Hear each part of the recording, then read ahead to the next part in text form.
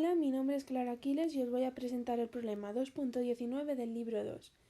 En él nos dice que para construir un geyser decorativo en un parque de atracciones se ha utilizado el agua de un embalse, cuya superficie libre está en la cota 1200 metros sobre el nivel del mar.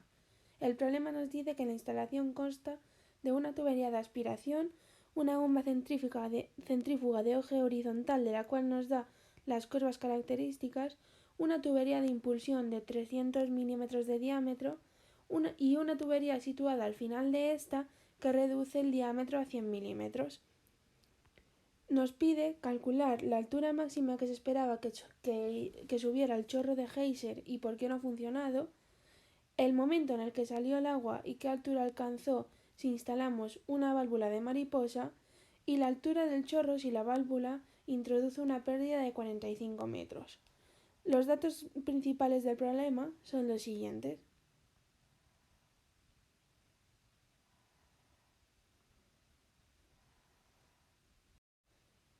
En este primer apartado nos pide cuál es la altura máxima que se esperaba que subiera el chorro del geyser. En principio, el punto de funcionamiento deberá ser la intersección de la curva de la bomba con la curva de la tubería, pero habrá que comprobar si ese caudal es inferior al máximo que puede aspirar la bomba sin que se produzca cavitación por las condiciones de la instalación. La ecuación que vemos a continuación es la de la curva de la tubería, en la cual influyen la cota y las pérdidas de carga de los tres componentes del sistema. Las dos R sub A y R sub I son los coeficientes de las pérdidas de carga. Mediante el sumatorio de estas tres ecuaciones podemos despejar H sabiendo que va a ser igual a 10 más 1297,2 por el caudal al cuadrado.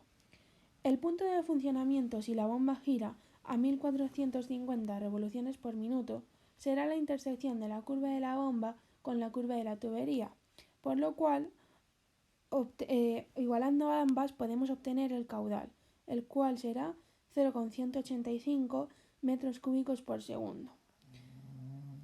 Este caudal sería el que saldría por la tubería y podemos obtener la altura mediante la fórmula de la velocidad, despejando con el caudal y la superficie que ya conocemos. La velocidad nos va a dar 23,49. Sabiendo este valor de la fórmula de la que la velocidad es igual a la raíz de 2GH, despejamos la H.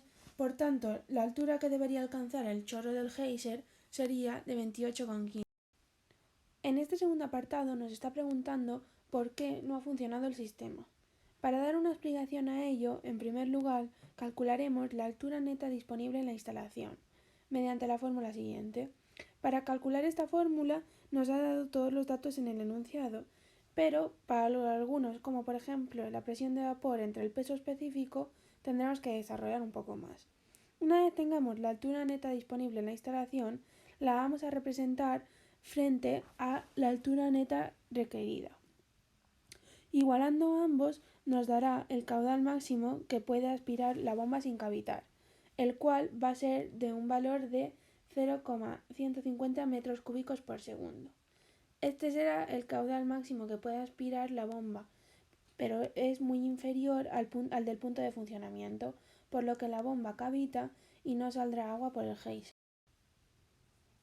En el apartado 3 de este ejercicio nos está preguntando por qué al introducir una válvula de mariposa al sistema ha funcionado y qué altura ha introducido el agua. La explicación a esto es que al cerrar la válvula disminuye el caudal que sale, y cuando este sea de 0,150 metros cúbicos por segundo, que es el dato que hemos obtenido anteriormente, la bomba deja de cavitar.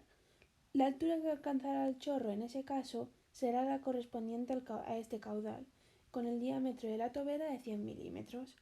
Por ello, con la fórmula de las velocidades, al igual que en el apartado 1, podemos obtener otra vez la altura que alcanzará el chorro, que en este caso será de 18,59.